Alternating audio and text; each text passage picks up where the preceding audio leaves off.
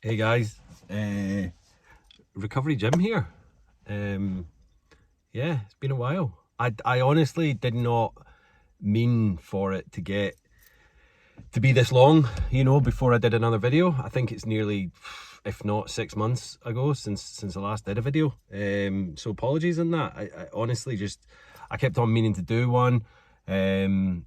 And yeah, I guess moving into the cottage and building the business and all, life just kind of gets away from you. And I guess that's what I want to kind of talk about today as well. In this past 6 months since I've kind of done a video and spoken to you guys. Obviously I still do my daily reprieve on Instagram, which again I've mentioned today that's gonna stop being a daily thing on day 500, which bizarrely is New Year's Eve, or Hogmanay as it is in Scotland. Yeah, so 500 days ago from New Year's Eve, I didn't think, right, I'm gonna give up drinking on this day so that in 500 days time it's gonna be New Year's Eve 2021 going into 2022. No, that's not how it worked. But you know what? Some people have asked, am I going to do this forever? And no, I can't. I don't think I can do a daily, selfie and kind of little blurb about what's going on in my life or what's happening that day. I can't do that for, indefinitely. I can post, which I'm going to still do. But yeah, and it's not like it's a pressure that I'm feeling that I'm doing it every day. It's nothing to do with that. It's more just a kind of I need to break that post to day count thing, so that if I do miss a day in the future, it's not just, and then people are going to go, oh my God, does he relapse? What's going on? So I'm just going to go, right, do you know what? It's drawn a line in the sand, 500 days, boom. I may post every second day. I may do a week of just posting daily. Who knows? But I don't want to feel that I need to post every day anymore. So there's that. Like 3-4 months ago now, I got a year. So woohoo! Woohoo! To all my American counterparts out there. Yeah, I got a year, which is fantastic, but again it's one day at a time now. Since getting a year, it's not because I've gotten a year that I've stopped going to fellowship meetings. There's a whole number of reasons behind that. There was a few things in the summer, COVID related, that we couldn't get into our rooms to have them, so we went outside with some of them. There's obviously Zoom meetings all the time, so there was that. But I started thinking, what if suddenly I really, really, really desperately need a meeting and it's not available? And that just kind of flipped a switch in my head, and I thought, I don't want to be dependent on the fact that if I need a meeting and it's not available, I'm going to go out and relapse. And I didn't want that that kind of panic or that necessity for a meeting to be in my life.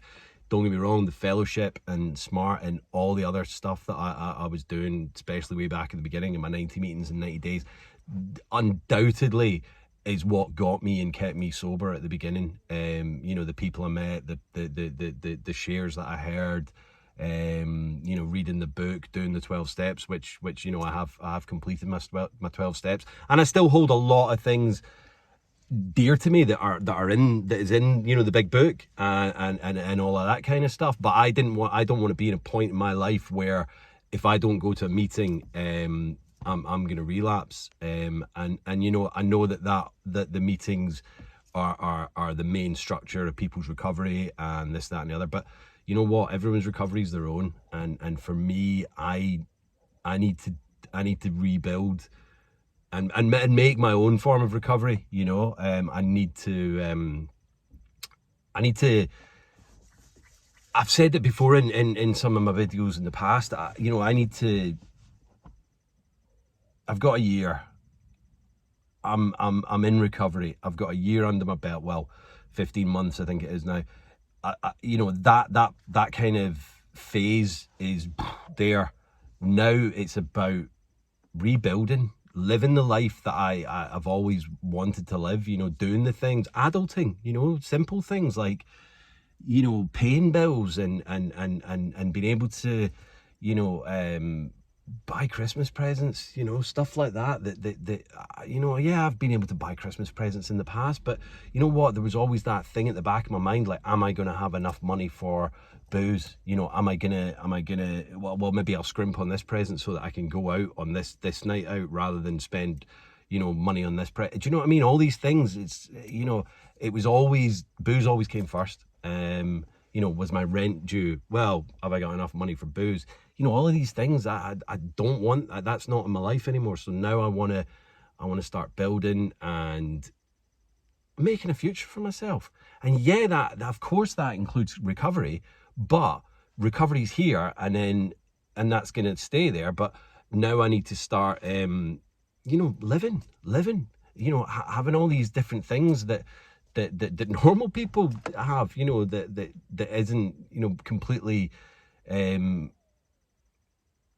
shut off from because of the addiction. So yeah, so I still have, you know, still got a lot of friends in fellowship. You know, I know that the meetings are there should I ever need them.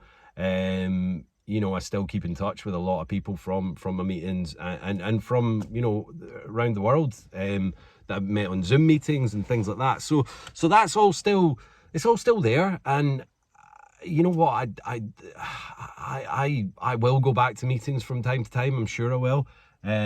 But for me, and also the fact that I've been building this business over a year, my gardening's still going well, still doing it. All my gear's still there, you know, as usual. But to be able to get sober in a year and also build a business where I'm, you know, I'm still going. That in itself is, I know it's a small business. I'm not making, you know, an absolute fortune, but I'm making enough to live, and that is for me one of the most powerful things I've done this year. Do you know what I mean? Like getting sober, staying sober, and being able to function under my own means and pay my own wage. Do you know what I mean? That's like, you know, immeasurably gratifying, and yeah, I am grateful for it. But again, it's the hard work, it's what you put in.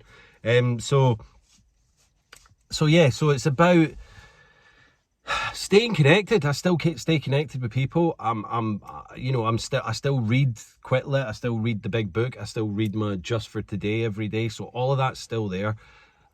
As my business is got, you know, bigger, I suppose, you know, by the time I get home, to then get home, make sure Poppy's all right, she can get out and go for her business, to then have to go way back up into Douglas is, you know, it's winter, it's dark and all that, I'm knackered.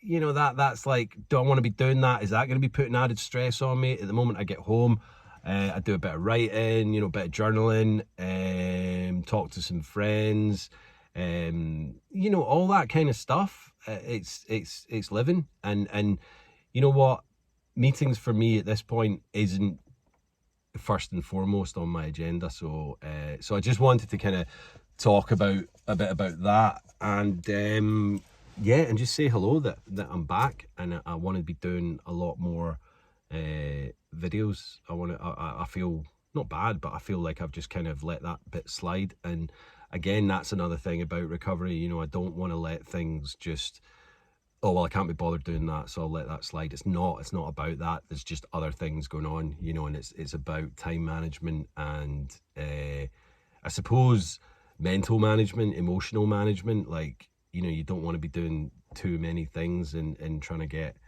ahead of yourself. So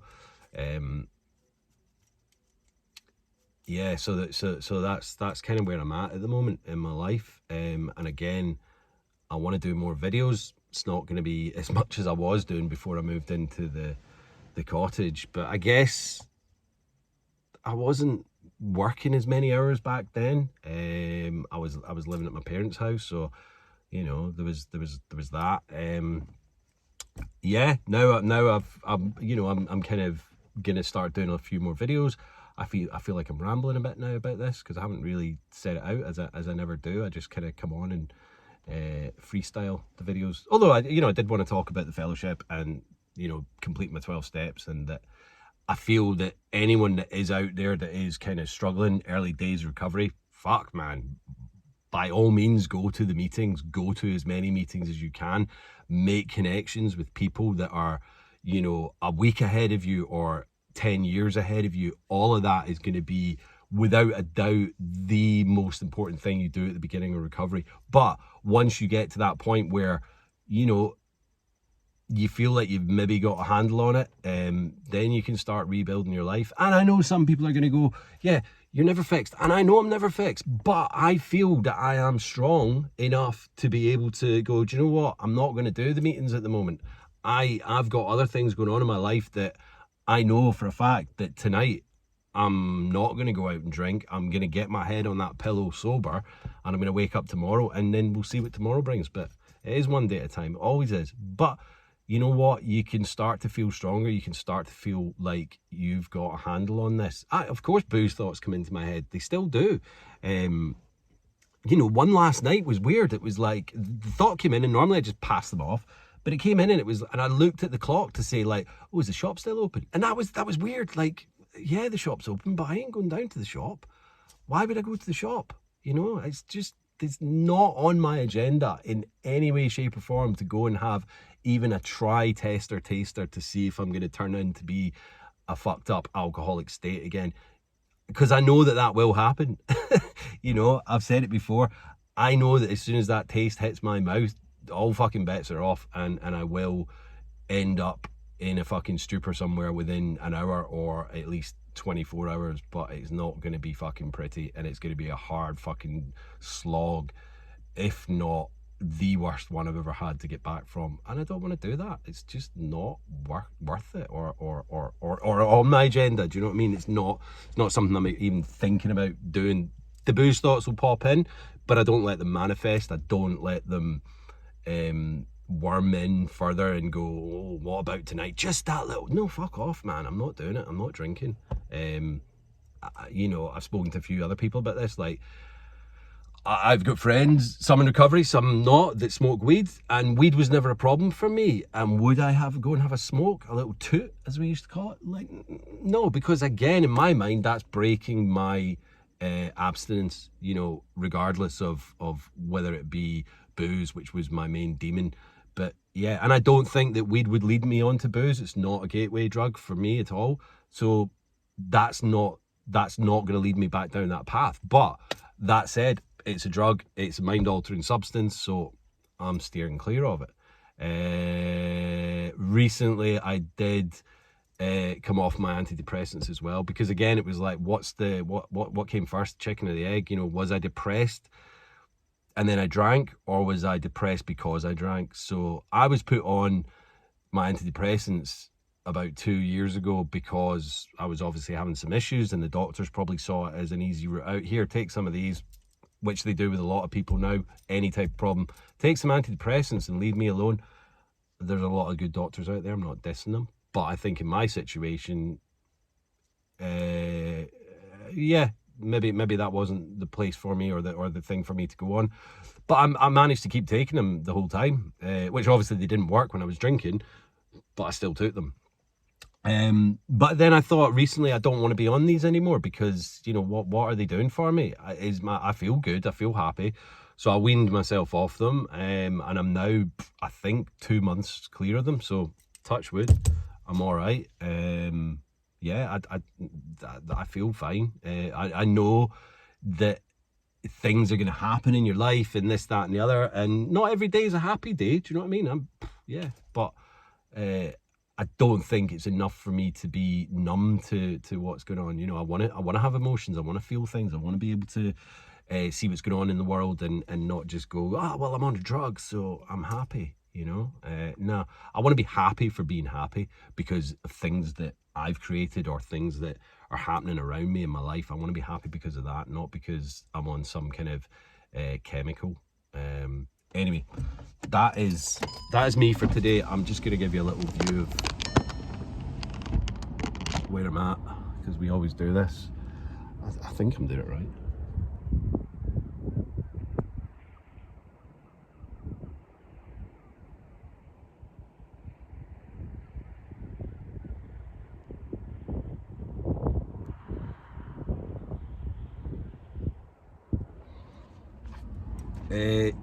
I think we've been here before. A little place called Port St Mary, just down on the